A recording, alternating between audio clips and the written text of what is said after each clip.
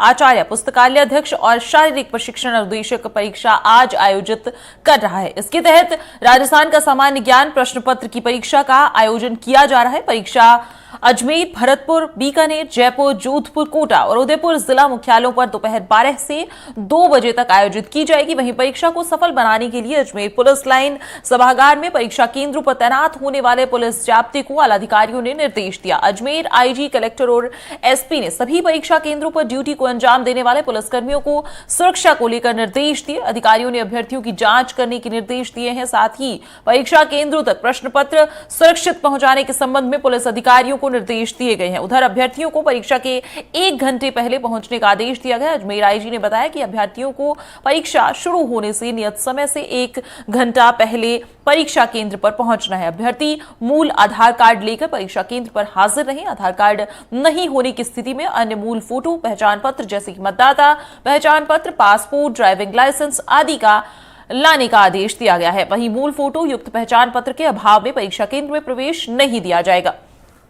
वहीं अभ्यर्थियों को किसी दलाल के बहकावे में नहीं आने की हिदायत दी गई है। इसके अलावा परीक्षा में पास कराने के नाम पर रिश्वत की मांग या अन्य कोई झांसा देता है तो प्रमाण सहित मामले की सूचना जांच एजेंसी और आयोग कंट्रोल रूम से करने की अपील की गई है। शिकायत दर्ज कराने के लिए आयोग ने नंबर भी जारी किया है। परीक्षा में अनुचित साधन का इस्तेमाल करने पर 2022 अधिनियम के तहत आजीवन कारावास, 10 करोड़ रुपए तक का जुर्माना और चल अचल संपत्ति कुर्क कर जब्त करने की कार्रवाई की जाएगी। आरपीएससी प्रशासन ने सर्दी को देखते हुए अभ्यर्थियों को गर्म कपड़े पहनकर आने की परमिशन दी है, पर शॉल, विंटर कैप और मफलर पहनकर आने वाले अभ्यर्थियों को प्रवेश की परमिशन नहीं दी जाएगी। जूते, मोजे, स्वेटर, जैकेट इत्यादि गर्म कपड़े अभ्यर्थी पहनकर आ सकते हैं।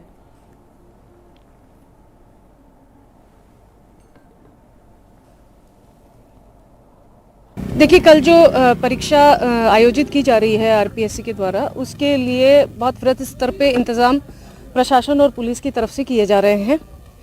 पहला तो परीक्षार्थियों को कोई दिक्कत ना हो पहुंचने में। दूसरा, हमारी तरफ से जो चेकिंग होती है नकल रोकने की दृष्टि से, अनुचित साधनों को अपनाने की दृष्टि से, उन सब चीज़ों को ध्यान में रखते हुए जो हमारे प्रशासन की तरफ से, पुलिस की तरफ से, शिक्षा विभाग की तरफ से, अलग अलग एजेंसीज की तरफ से जो भी टीम्स अपने ड्यूटी पर रहेंगी, उन सब की डिटेल में ब्रीफिंग की जा रही है ताकि जो ये परीक्षा है ये सफलतापूर्वक संपन्न हो और इसमें किसी प्रकार की दिक्कत कहीं पे ना आए। वहीं आरपीएससी परीक्षाओं को देखते हुए अजमेर में भी इंटरनेट सेवाएं बंद रखने का निर्णय लिया गया है। कई और जिलों में भी इंटरनेट सेवा बंद रखने का फैसला किया गया है। संभागीय आयुक्त डॉक्टर भारती दीक्षित ने बताया कि दोपहर 11 बजे से 2 बजे तक इंटरनेट सेवाएं बंद रहेंगी। इस दौरान 2G, 3G, 4G, 5G internet सेवा, bulk, SMS, MMS, WhatsApp, Facebook, Twitter समेत सोशल मीडिया की सेवाएं अस्थायी रूप से निलंबित रहेंगी। इसके अलावा voice call, broadband, lease line data की सुविधा इससे प्रभावित रहेगी। तो आज जयपुर में लोक सेवा आयोग की परीक्षा के मद्देनजर इंटरनेट सेवा प्रभावित रहेंगी। अजमेर संभागीय आयुक्त ने बताया कि राजस्थान लोक सेवा आयोग की सहायक आचार्य, पुस्तकालय अध्यक्ष और शारीरिक प्रशिक्षण अनुदेशक परीक्षा के मद्देनजर नेट जो है वो बंद रखने का उसे फैसला लिया गया है। अजमेर में सुबह 11 बजे से दोपहर 2 बजे तक इंटरनेट सेवाएं बाधित रहेंगी। इस दौरान 2G, 3G, 5G इंटरनेट सेवाएं, bulk, SMS, MMS, WhatsApp, Facebook, Twitter और अन्य सोशल मीडिया अस्थायी रूप से सस्पेंड रहेगा। वॉइस कॉल, ब्रॉडबैंड और लीज लाइन डेटा की सुविधा पर नेटबंदी का असर नहीं होगा।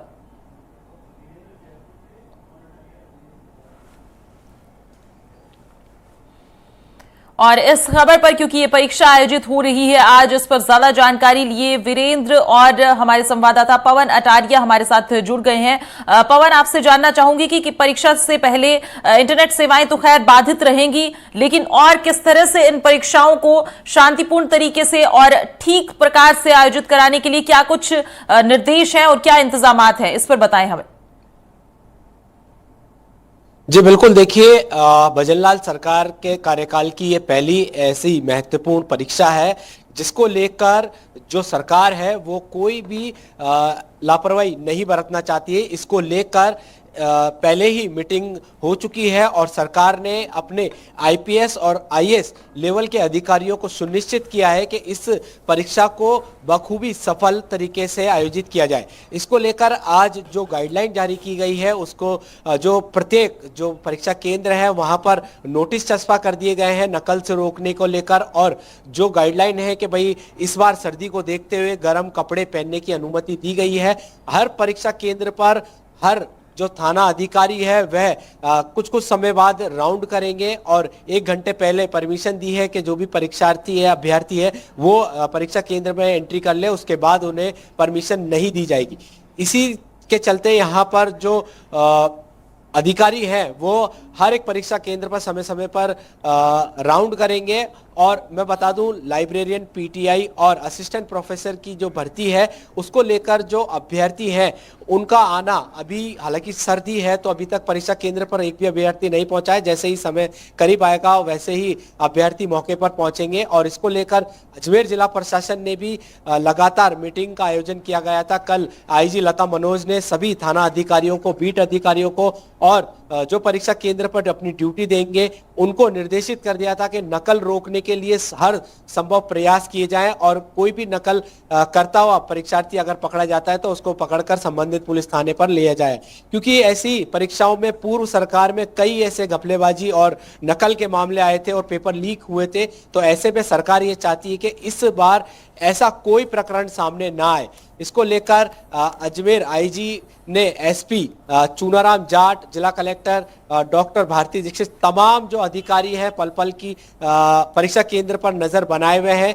जो परीक्षा केंद्र के जो अध्यक्ष हैं उनको निर्देशित किया गया है कि हर एक बच्चे की मेटल डिटेक्टर से जांच की जाए, उसी के बाद उसे प्रवेश दिया जाए।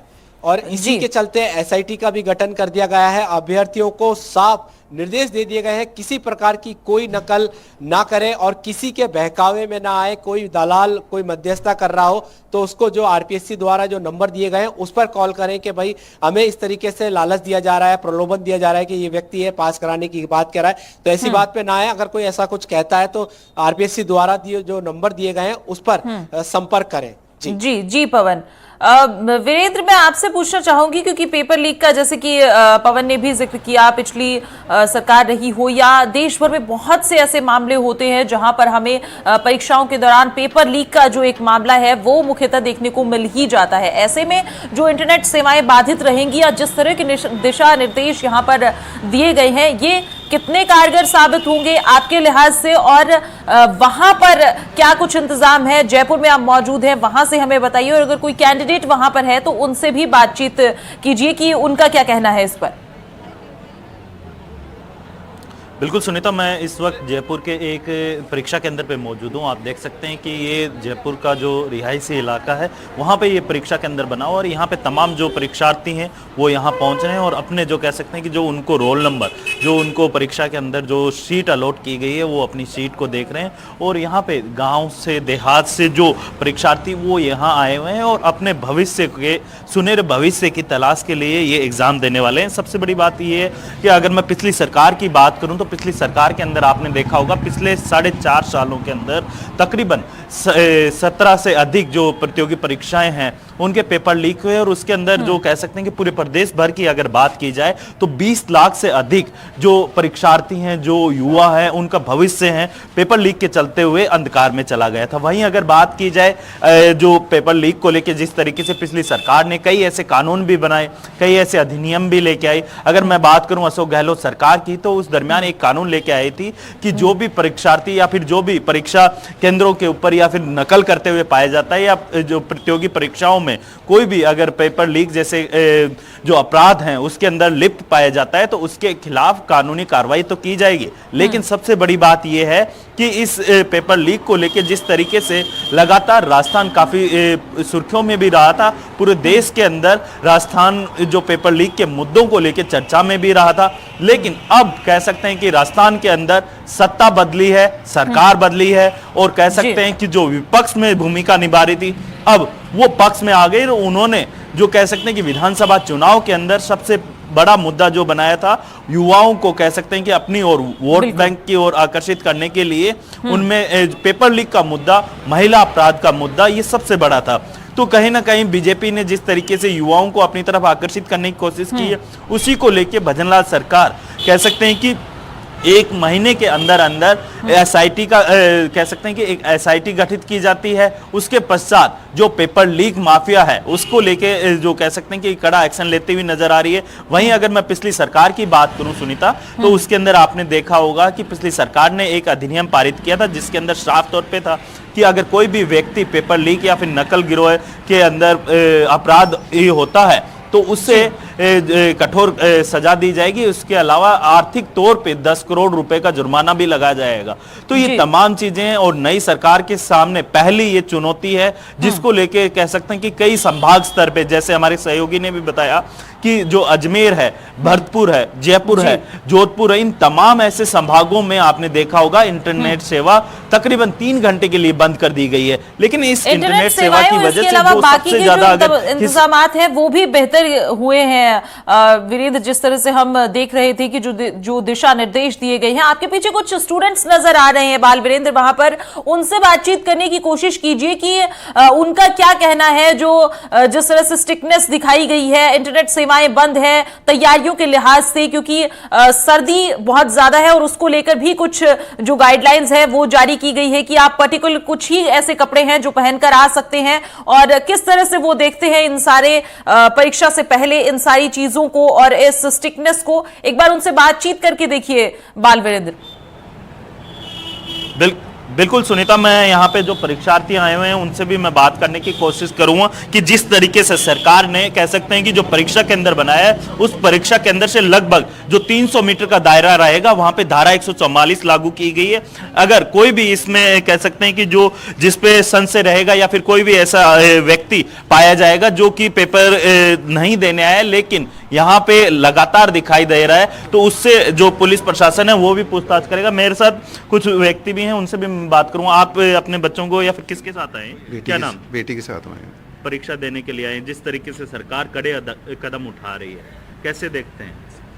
उम्मीद तो यही लेके आए हैं, वो आगे भविष्य भी इनका सरकार क्या चाहती है, क्या करती है। क्योंकि पिछली सरकार में लगातार युवाओं के तैयारी करते थे, कई युवा हताश भी हुए, कई डिमोटिवेट भी हुए, लेकिन कई ऐसे मतलब मजबूर हो गए थे कि वो सुसाइड तक कर रहे थे। सबसे ज़्यादा असर बेरोजगारों के ऊपर पड़ता है इसका, जो बेरोजगारों के ऊपर पड़ता है, उनके माँ बापों के गार्जियंस पे पड़ता है। इसका खामियाजा उन्हीं को भुगतना। बिल्कुल बिल्कुल। मैं सुनीता एक कैंडिडेट है, उनसे भी बात करूँगा। आप कहाँ से आई? वास्को से आई हूँ, जयपुर जिले से, और मेरा नाम अनीता कुमावत है। अनीता जी, जिस तरीके से पिछली सरकार के अंदर 17 से अधिक पेपर लीक हुए थे, उसकी वजह से काफी युवाओं का भविष्य अंधकार में चला गया। अब नई सरकार आ चुकी है, सत्ता परिवर्तन हो चुका है, सरकार दावे कर रही है कि अब पेपर लीक नहीं होगा, जो भी अगर कोई भी ऐसा अपराधी पाया जाता है तो उसके खिलाफ कार्रवाई की जाएगी। क्या पिछली बार मैंने जो CHO का एग्ज़ाम दिया था तो वो पेपर लीक हो गए थे, उसके चलते हमारे CHO में 2-3 जो अभ्यर्थी थे उन्होंने सुसाइड भी किया। और हमारे को पिछली अशोक गहलोत की जो सरकार थी उन्होंने कई मतलब किसी प्रकार की कोई कोशिश भी नहीं की, इसकी वजह से बहुत सुसाइड की गई।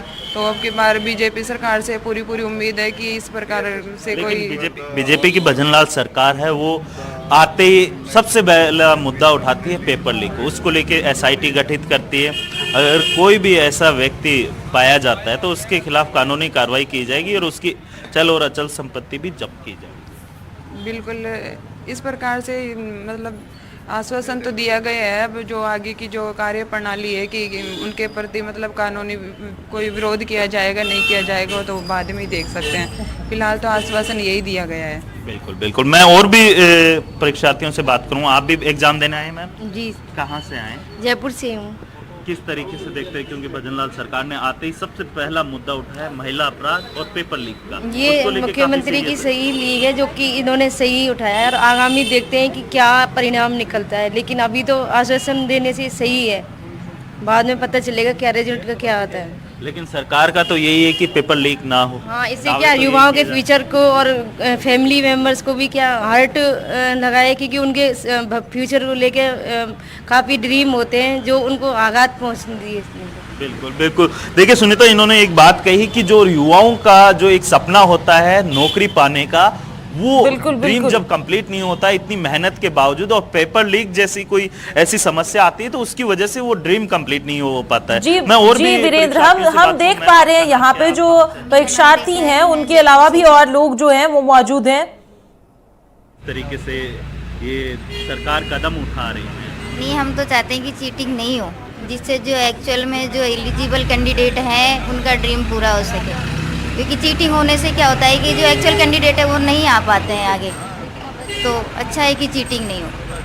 बिल्कुल, देखिए उम्मीद यही की जा रही है सुनीता, लगातार परीक्षार्थी यही उम्मीद कर रहे हैं कि नई सरकार है, कहीं ना कहीं जिस तरीके से सरकार ने भी लगातार ये दावे किए हैं कि जो युवाओं के जो कह सकते हैं कि प्रतियोगी परीक्षाएं होती हैं वो उसके अंदर जो पेपर लीक का जो सबसे बड़ा मुद्दा रहा था वो पेपर लीक नहीं होंगे, और जो भी ऐसा कोई भी व्यक्ति या फिर कोई भी कह सकते हैं कि जो पेपर लीक या फिर जो नकल करते हुए या कोई भी व्यक्ति पाया जाता है तो उसके खिलाफ कानूनी कार्रवाई की जाएगी। जी सुनीता। जी जी वीरेंद्र, हम देख पा रहे हैं आपने कैंडिडेट्स जो हैं उनसे बातचीत की और वहां पे जो लोग हैं उनके साथ आए हुए परिवार, क्योंकि दूर दराज के इलाके आपने बताया कि गांव से भी और बहुत दूर से जो परीक्षार्थी हैं वो यहां पर आए हैं। ऐसे में जब इस तरह की घटनाएं होती हैं जो कि पेपर लीक को लेकर हम लगातार बातचीत कर रहे हैं, तो इस तरह से अगर होता है तो भविष्य पर कहीं ना कहीं वो एक तलवार अटक जाती है और युवाओं का भविष्य जो है वो खतरे में आ जाता है। इस पर ये एक अच्छा और कड़ा कदम उठाया गया है कि एसआईटी का गठन हुआ और बाकी चीजें जो है, जो दिशा निर्देश है वो भी सख्त है। खैर, आपका बहुत शुक्रिया हमारे साथ जुड़ने के लिए।